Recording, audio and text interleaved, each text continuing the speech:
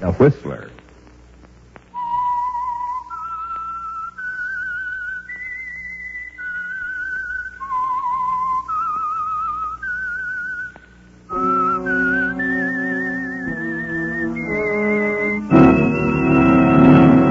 I am the Whistler, and I know many things, for I walk by night.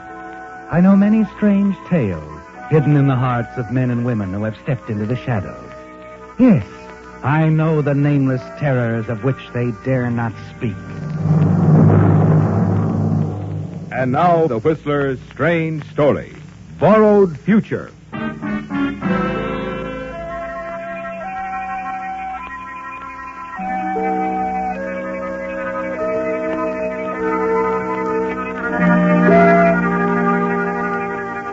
The late afternoon sun, a red ball of fire, lingered on the rim of the distant mountain, and long shadows were creeping across the valley floor as Phil Hodges stood at the window of the construction company office, watched the approach of the car along the narrow, dusty roadway leading up to the newly erected, almost completed dam. He had no way of knowing, of course, that because of that car, its occupant, a new and never-to-be-forgotten chapter in his life was about to be written.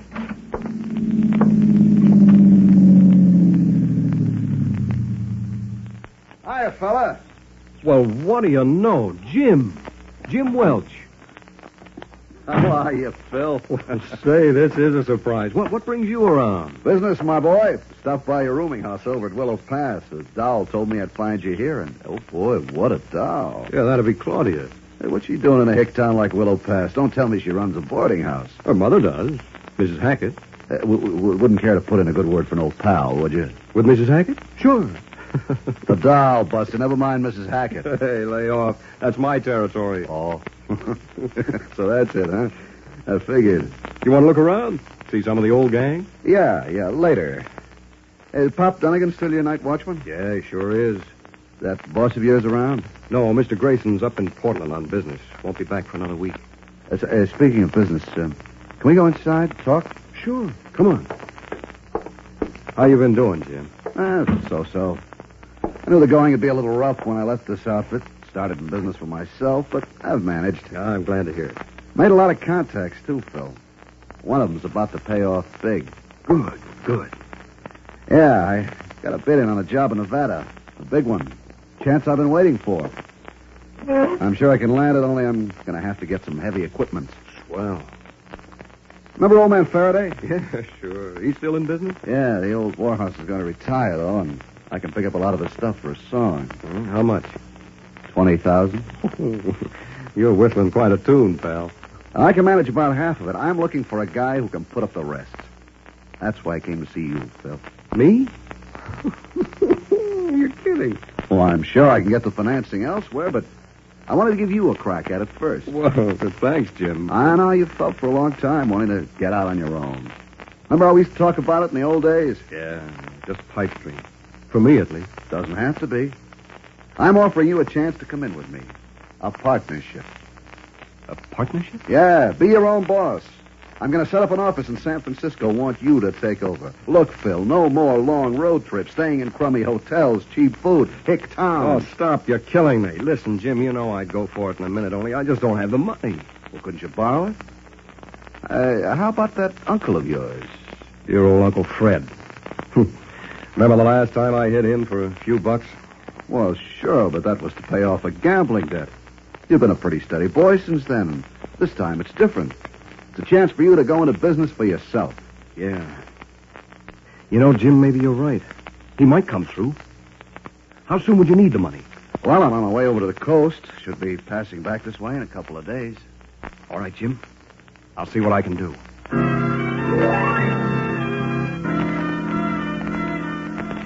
It's the opportunity you've long been waiting for, isn't it, Phil?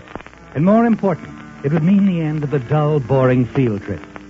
Instead, you'd have a comfortable, air-cooled office in the city, a fine apartment, good food, and good times. It's what you've always wanted, isn't it?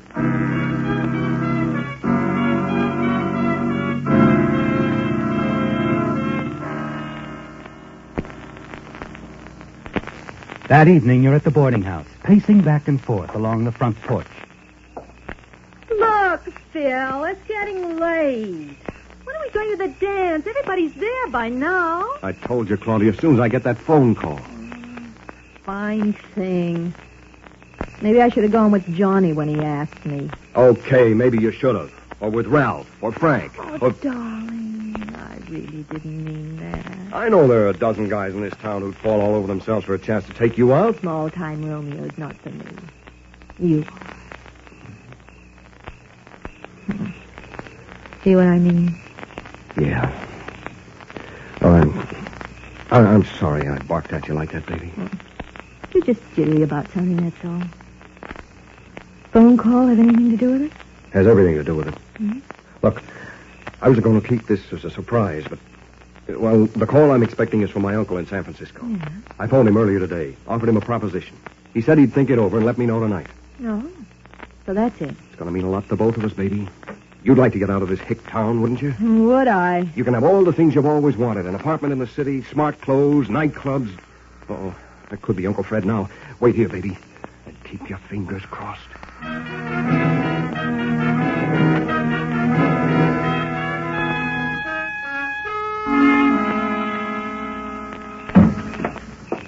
Well, darling, what did he... We're in, baby. The old boy is going to let me have the money. He's sending me a check in the morning. You're on your way now, aren't you, Phil? Yes, the realization of a dream. And the future looks bright for you. For 2 days, you wait eagerly for your uncle's check, but it doesn't come. And then on the morning of the third day, Jim Welch returns from his trip to the coast and stops at the boarding house. Oh, look, Phil, maybe the old gent changed his mind. No, he gave me his word, Jim. I know Uncle Fred. He'll send it. Okay, but I've got to get up to Medford and close that deal with Faraday. Look, I've been trying to get my uncle on the phone, but there's no answer. Can you give me till this afternoon? Sure. Sure, Phil. I'll check in at the hotel. I could use some shut-eye. A trip to the coast pushed me. Call me when you get some word, huh? I will, Jim.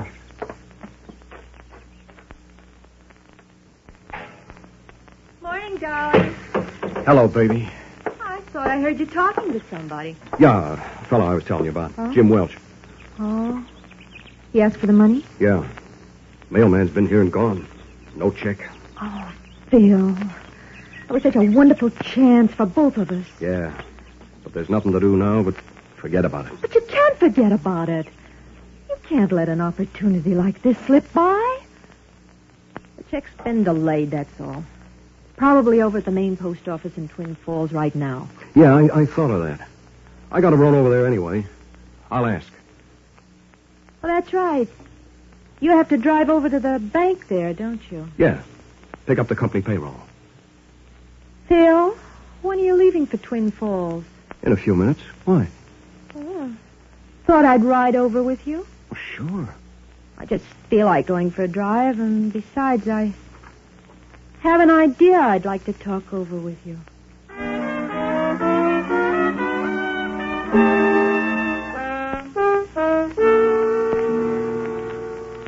Hello? Jim, this is Phil. Look, I'm phoning from Twin Falls. Leaving right away. I should be back in Willow Pass by 2 this afternoon. Wait for me? Yeah, you get the check from your... No, but I've made some other arrangements. I have the money for you, Jim. All of it. 10 grand. In cash.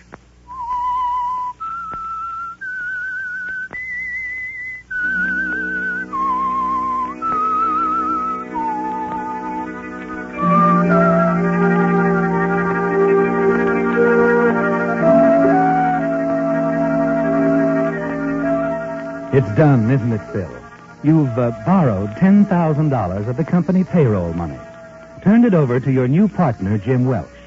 It was a risky move, but you're certain everything will work out. As soon as your uncle's check arrives, and you're certain it will, you'll replace the money you took from the Grayson Construction Company and be in the clear. But that evening, as you're having dinner with Claudia... Look, Phil. I thought this was supposed to be a celebration. Why so glum? Oh, I'm sorry. Something on your mind? Yeah, The payroll money. That's it, isn't it? I've been thinking about it all day. I wish I hadn't used it. What? I started regretting it the moment Jim left town. I shouldn't have touched it. Well, why not? Because it's wrong, that's why. Take it easy. You want the whole world to know. Okay. Well, what are you worried about? You're going to pay it back, aren't you? When your uncle's check arrives. Yes. So you've only borrowed Grayson's $10,000 for a little while, that's all. It still isn't right. Well, maybe not, but it's done. Yeah. It's done. Oh, look, darling. Maybe if I told Grayson... What? Explained why I did it.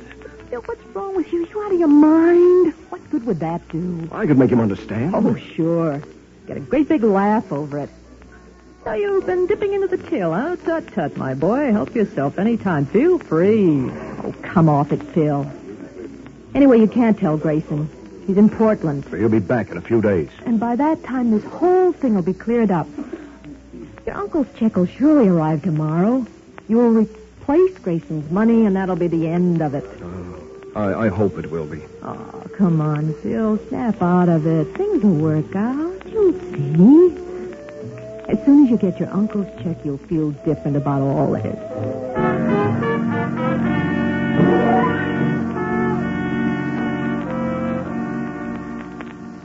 Yes, perhaps Claudia is right again, Phil. But the following morning, you're shocked to discover there's still no check in the mail. Something's wrong, Phil. Very wrong. And when you reach the construction company office, you're in for another shock. Hello, Phil. Mr. Grayson. I thought you were still up in Portland. Yeah, well, I finished my affairs a little earlier than I expected. Say, I phoned you yesterday, but the boys said that you'd gone over to Twin Falls to pick up the payroll money. Yes, that's right. Well, how's everything going? Fine. Just fine, sir. Oh, good. Think we'll be out of here by the end of this week, Phil? I'm sure of it. Excellent. Right on schedule, huh? You really know how to run an outfit, my boy. Thanks. Well, I think I'll run up to the dam, have a look around. See you later, eh, Phil? Sure, Mr. Grayson. Sure.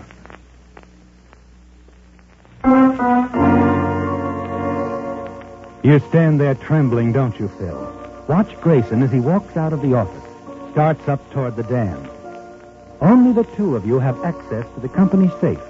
And if, for some reason or other, he has occasion to look into the safe, find the $10,000 missing, you're going to be in for real trouble, aren't you? Quickly, you reach for the telephone. Put in another call to your uncle in San Francisco.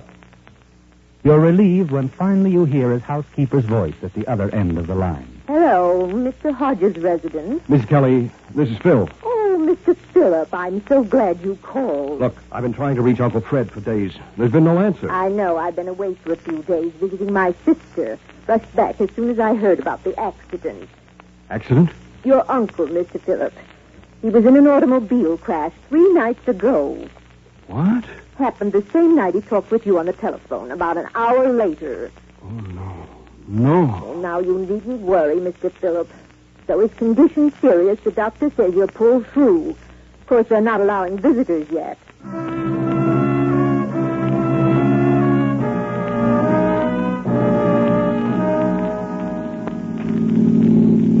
All right, Phil, all right. So it's my fault. I didn't say that, Claudia. I just wish I hadn't listened to you, that's all. I'm in a real jam. Well, I would have suggested you use the payroll money. Only you were so certain your uncle would send that check. Sure. But how was I to know he'd get himself banged up in a car crash? I don't suppose there's a chance he did mail that check. Before the accident, I mean. If he had, I'd have gotten it by now. No, let's face it, Claudia, the check isn't coming. Well, what are you going to do? I don't know. I just don't know. Well, we just can't spend the rest of the night driving around going nowhere. Maybe we should be going somewhere. What do you mean? Just keep going, as far away from Willow Pass as possible. Run away? What else can I do? Tomorrow is payday. What's Grayson going to say and do when he opens the safe and finds $10,000 missing? I've got to leave. Well, then you'll have to leave alone, Phil. You're a nice, great, big, handsome boy. I like you. But no running from the law for me. Hey, wait a minute, Phil. This pal of yours, Jim Welch, he has the money you gave him, hasn't he? Sure, but he's up in Medford. Well, call him up. Tell him the whole deal's off. You want the money back. We can drive up there in a few hours and pick it up. Don't you think I'd follow that? I don't know where he's staying. Besides, he's probably closed the deal by now. Maybe, maybe not. Doesn't Jim have any friends around there? People he might be staying with? Oh, I don't know. We were on a job there a couple of years ago, and... Hey, wait a minute. You think of someone? Yeah. One of the boys in our outfit married a gal in Medford. Stayed on when we finished the job. Ben Adams. Yeah. Jim's sure to look him up. Okay, so it's worth a try. Oh, there's a signal station up ahead. You can call him from there.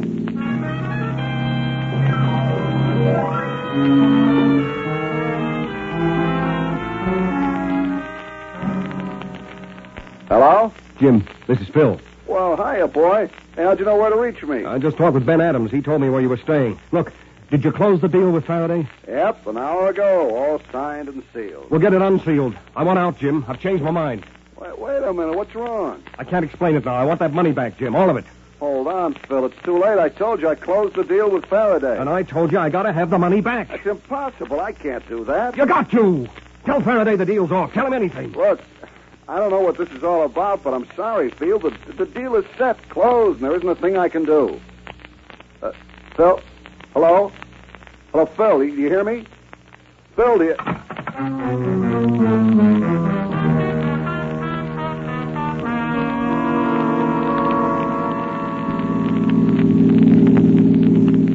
What's on your mind, Phil? You've been pretty quiet since we left that gas station back there. I've been thinking things out, Claudia. I gotta find a way to gain time to get that money from my uncle. And I think I figured it out. Funny. Hadn't occurred to me before. You better tell me all about it. I'll tell you all the details later. Your mother is still up. Yeah. You run on in the house like a good girl and keep her company, huh? Aren't you coming in? No. I have an errand to do. But Phil, what are you up to? Never mind. Phil, tell me. All right. It's very simple. Somebody is going to rob the safe at the office. What? I'll set the whole thing up. Make it look like a robber took that money. But what about the night watchman, Pop Dunnigan? He'll be around, won't he? Probably in the office. So how do you handle him? Oh, I have to get him out of the way. Oh, now, wait a minute. Oh, don't worry. I'm not going to hurt him. I'll slip up from behind, tap him easy, just knock him out for a little while. Think you can get away with it? I got to take the chance. It'll give me the time I need to repay that money. I don't follow. In a week or so, I'll drive down to San Francisco, get the check from Uncle Fred. I'll cash it there and bring the money back. And then what? You intend to simply return the money to the safe? Look, that won't... No, I'll figure something else. Arrange for the money to be found somewhere. A locker at the bus depot, maybe. An anonymous phone call to the police. It'll work, Claudia. No, it sounds crazy enough to. You're really worried about what you've done, aren't you, Phil? Taking Grayson's money. Yes. I wish I hadn't done it. But he'll get it back. Every cent. And I'll be out of this mess. Okay. I hope you know what you're doing.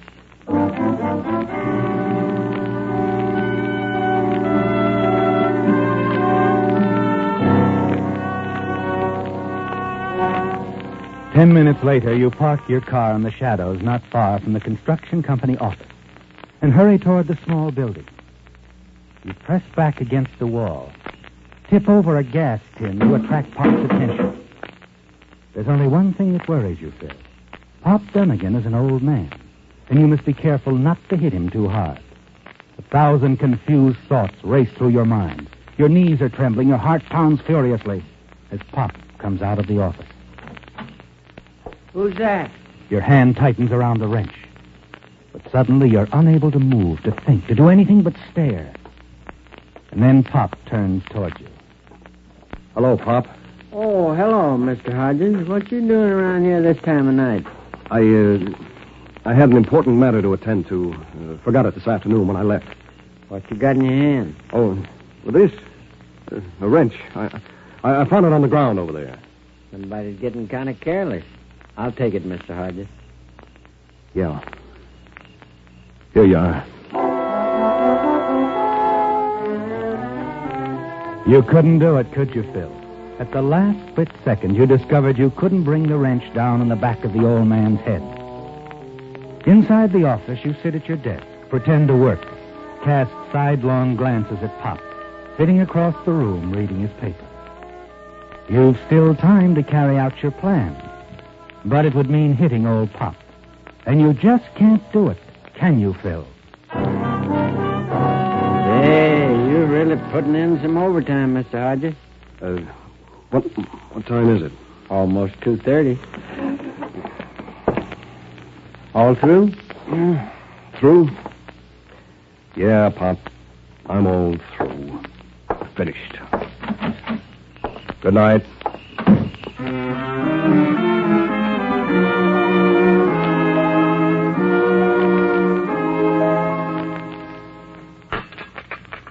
Not a refill, mister? Yeah, sure. I'm sure glad you dropped in. Don't get many customers this time of night. You heading on a trip? No, Coming back, maybe? I just sort of been driving around, that's all. Oh. You got problems. A problem. Well, things have a way of working themselves out. This problem, a woman, maybe? She's part of it. Just walk away from it, pal. There's some other things you can't walk away from. You just have to face the music. Is that what you're going to do? Yeah. Yeah, that's what I'm going to do. Face the music.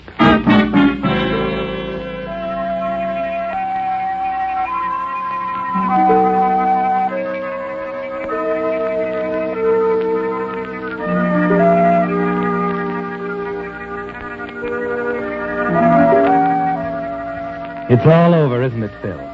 You've made up your mind to that. You've decided to return to Willow Pass. Tell Mr. Grayson everything. How you, borrowed the $10,000 from the company safe and gave it to Jim Welch.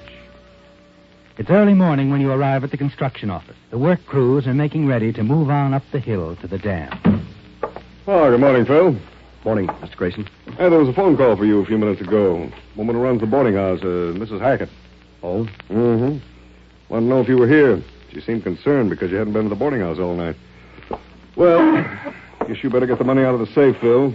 Starting the payroll, huh? Mr. Grayson, I'd like to talk to you. Yeah, sure. But, look, can it wait 5 or 10 minutes? I want to catch Thorgerson's crew before they go on up to the dam. But, Mr. Grayson... No, I won't be long.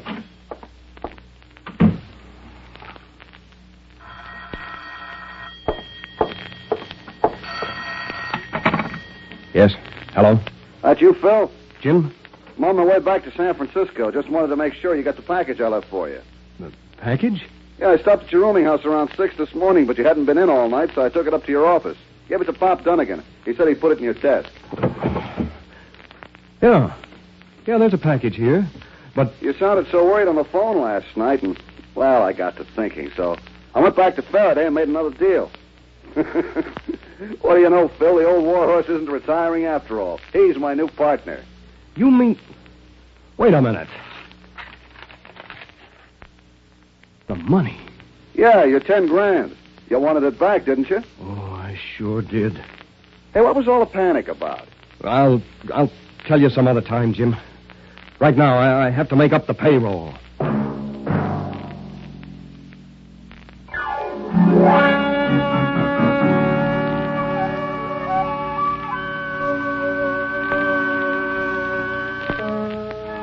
Featured in tonight's story were Bill Forman as the Whistler, Les Tremaine, Gene Bates, Hy Averback, Bill Boucher, and Britt Wood. The Whistler, directed by George W. Allen, with music by Wilbur Hatch, is produced under the supervision of Ed Bloodworth and transmitted overseas by the Armed Forces Radio Service. This evening's story was by Adrian Jondeau. The Whistler was entirely fictional, and all characters portrayed on The Whistler are also fictional. Any similarity of names or resemblance to persons living or dead is purely coincidental.